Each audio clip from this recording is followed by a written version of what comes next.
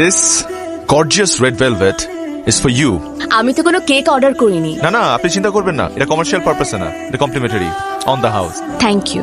Since you are the first guest of the day, আমরা বিশ্বাস করি, ইনফ্যাক্ট আমি বিশ্বাস করি, অর্থ দিয়ে না আস্থা দিয়ে সম্পর্ক গড়ে ওঠে।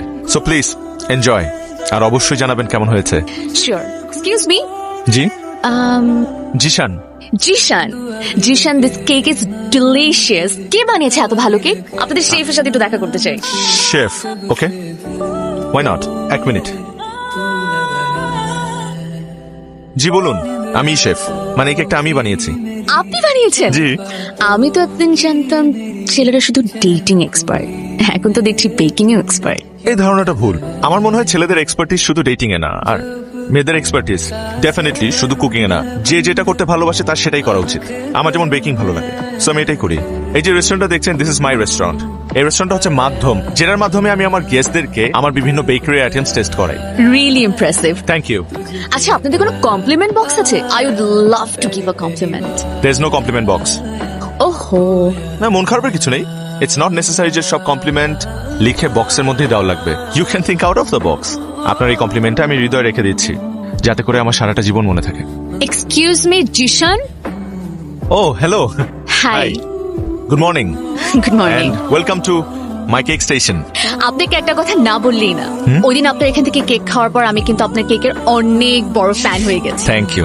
এই জন্য আমার মনে হচ্ছে ইউর দ্য রাইট পারসন যে আমাকে একটা বেস্ট বার্থডে কেক সাজেস্ট করতে পারবে। আপনি একদম ঠিক জায়গায় এসেছেন। কোন ফ্লেভারের কেক লাগবে? ফ্লেভার চুজ করার আগে আমার জানতে হবে যে আপনি কেকটা কার জন্য নিচ্ছেন। শুভ। শুভ? শুভ নামটা শুনে মনে হচ্ছে ওর ক্যারামেল কেক খুব পছন্দ হবে। This one is perfect for him. তবে একটা জিনিস স্বীকার করতেই হয়, এত কর্মব্যস্ততার মাঝেও আপনি আপনার ছোট ভাইয়ের জন্য কেক নিতে আসছেন, তার বার্থডে মনে রেখেছেন। Very impressive. ছোট ভাইকে? শুভ? আপনাকে কে বললো শুভ আমার ছোট ভাই? বেস্ট ফ্রেন্ড মনে হয় না? Boyfriend. Actually, he's not my friend. He's my boyfriend. হ্যাঁ, আমি জানি বয়ফ্রেন্ড কাদেরকে বলে। Actually, Shubha is very handsome, very tall, 6 feet, টানা টানা চোখ, মানে he's very good looking. আসলে কারো চেহারা কেকের মধ্যে বসাতে আমি পারি না। তার ক্যারেক্টারিস্টিক জেনে আমার কোনো লাভ নেই, সেগুলো আমাকে না বললেও চলবে। Okay. দেখুন, হ্যাপি বার্থডে শুভ, মাই বয়ফ্রেন্ড। আপনার হ্যান্ডরাইটিং কিন্তু খুবই সুন্দর। হ্যাঁ, ছোটবেলা থেকে টিচার আমাকে এটা বলে বলে বড় করেছে, আমি জানি। কিন্তু ছোট একটা মিস্টেক হয়েছে। আবার কি? বয়ফ্রেন্ড না, he is my friend. Oh really? ও আপনার ফ্রেন্ড? খামাখা আমার সাথে দুষ্টামি করলেন, আর আমিও দুষ্টামি করে পচা ক্রিম দিয়ে ওর নামটা লিখলাম। ভালো ক্রিম। আচ্ছা, শুভর জন্য আমার পক্ষ থেকে একটা বার্থডে গিফট, আমি এটা প্যাক করে দিচ্ছি। ওকে। Excuse me. জি। শুভর জন্য। Thank you. ওয়েলকাম।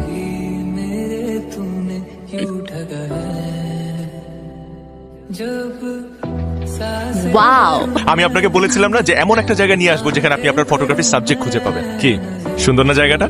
সুন্দর, কিন্তু আমার কাছে তার চেয়েও সুন্দর আপনার সঙ্গ। আপনি কিন্তু মানুষটা খুব মোটিভেটিং। কিরকম?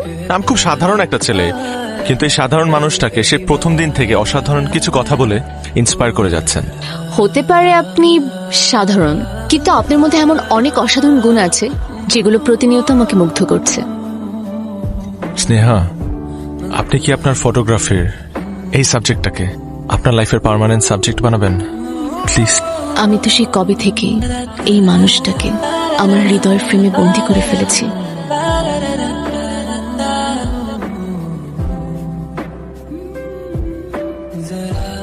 বিষয়টা কি? আমার ছেলেটা আজ মুচকি মুচকি হাসছে। বাবা, একটা গুড নিউজ আছে। বলে ফেল। স্নেহা বলে দিয়েছে যে ও আমাকে ভালোবাসে। বাবা, ওর বোনের সাথে আমাকে দেখা করিয়ে দিতে চাই। তোমাকে একটা অ্যাডভাইস দাও, ওর বোনের সাথে কিভাবে কথা বলবো।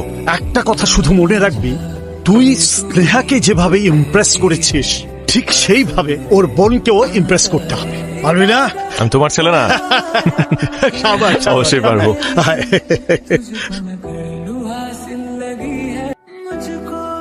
কি চাই ভাই?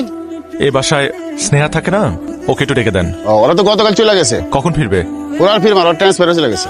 কোথায় গেছে তা তো বলতে পারবো না। আচ্ছা শুনেন, স্নেহার নাম্বারটা আমাকে একটু দেন। ওর নাম্বার নাই তো আমাদের কাছে, ওর বড় বোনের নাম্বারটা দেন। কারোটা নেই।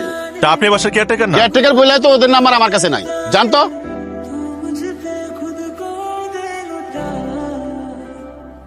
दुआ भी लगे ना मुझे, तवा भी लगे ना मुझे, जब से दिल को मेरे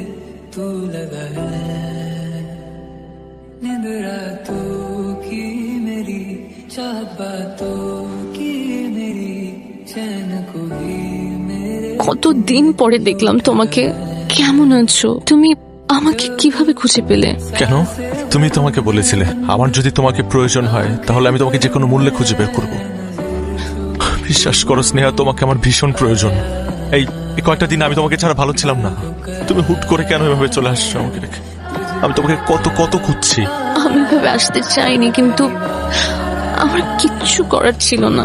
আমি একবারের জন্য বুঝতে পারিনি আমার বনু আমাদের ব্যাপারে সব জানতো। আর বনু কিছুতেই চায় না যে তোমার আর আমার সম্পর্কটা টিকে থাকুক। তোমার বোনকে আমি বোঝাবো স্নেহা। পৃথিবীর বুকে প্রতিটা ভালোবাসাই পূর্ণ হতে চাই, চূর্ণ হতে না। ঠিক তেমনি আমিও তোমার ভালোবাসায় পূর্ণ হতে চাই, চূর্ণ হতে না। আমার বিশ্বাস তোমার বোন আমাকে ফিরিয়ে দেবে না।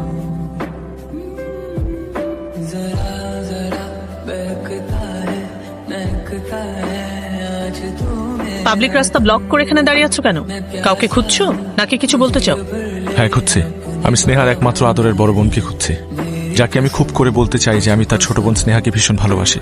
আপু, আপনারা কক্সবাজার থেকে এখানে চলে আসার পর থেকে আমি ওকে তন্ন তন্ন করে খুঁজছি, কারণ স্নেহাকে ছাড়া আমি নিজেকে এক সেকেন্ডের জন্য চিন্তা করতে পারি। বিশ্বাস করেন আপু, স্নেহাকে ছাড়া আমার পুরো পৃথিবী মূল্যহীন। স্নেহাকে ছাড়া যেমন তোমার পুরো পৃথিবী মূল্যহীন, ঠিক তেমনি এই মুহূর্তে স্নেহাকে ছাড়া আমার পুরো পৃথিবীও মূল্যহীন। আর একটা কথা আমি তোমাকে স্পষ্ট করে বলে রাখছি, শুধুমাত্র তোমার কারণে কক্সবাজার থেকে আমি আমার ট্রান্সফারটা অনেক কষ্ট করে ম্যানেজ করে আমি ঢাকায় নিয়ে এসেছি। তুমি আমাকে বাধ্য করো না এই শহরটাও ছেড়ে যেতে।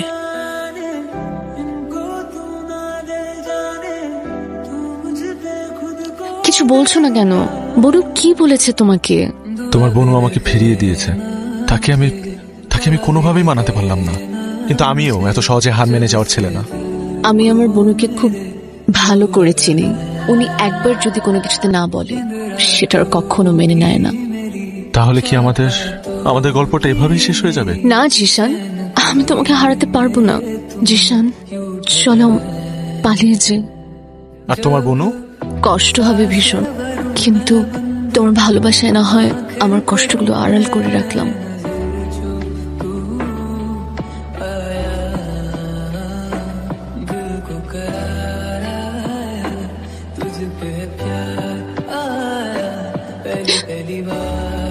স্নেহা, মামনি, তুই তুই কোথায় যাচ্ছিস? তুই কাকে ছেড়ে যাচ্ছিস? আমি না হয়তো দুঃসম্পর্কের চাচা, কিন্তু আমি তো আমার সারাটা জীবন স্যাক্রিফাইস করেছি তোদের জন্য। আচ্ছা, আমি না হয় কেউ না, কিন্তু তোর বোন যে তোকে কোলে পিঠে করে মানুষ করে এত বড় করেছে, তুই কি করে পারছিস তাকে ছেড়ে চলে যেতে? অনেক বড় হয়ে গেছিস না? আচ্ছা ঠিক আছে, মানলাম তাকেও ছেড়ে তুই চলে যাচ্ছিস, কিন্তু কার জন্য যাচ্ছিস? জিশান, ভাগ্যিস নিপা আমাকে আসতে বলেছিল তোকে একটু বোঝানোর জন্য। আজ আমি না এলে হয়তো একটা সত্য তোকে কখনোই বলা হতো না। সেই সত্যটা কি শুনবি? তোর বোনের জীবনেও একটা প্রেম এসেছিল। সেই ছেলেটাকে জানিস? জিশানের বড় ভাই ঈশান। সে তোর বোনকে ফাঁকি দিয়ে চলে গিয়েছিল। সে তাকে প্রতারণা করে তার জীবন থেকে হারিয়ে গিয়েছিল। এই সত্যিটা হয়তো তুই জানিস না।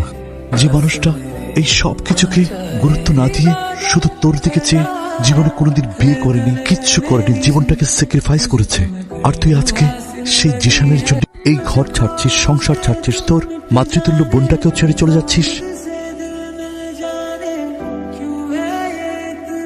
কি ব্যাপার? দেরি করলে কেন? ট্রেন ছুটে যাবে না?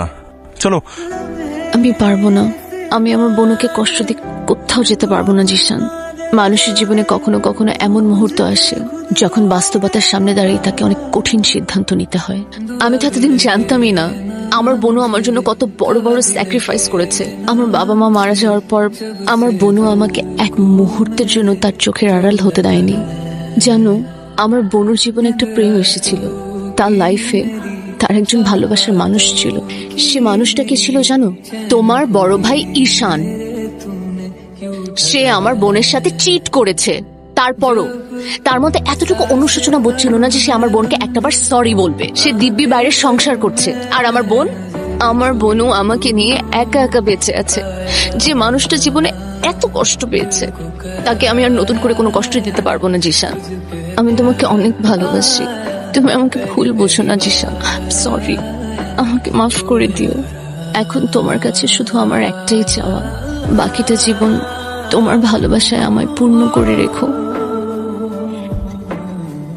ভালোবাসার মানুষ হারিয়ে যেতে পারে, কিন্তু সেই মানুষটার সাথে জড়িয়ে থাকা আবেগ, অনুভূতি কখনো হারিয়ে যায় না। আমি না হয় বাকিটা জীবন তোমার সে অনুভূতি নিয়ে বেঁচে থাকবো। ভালো থেকো।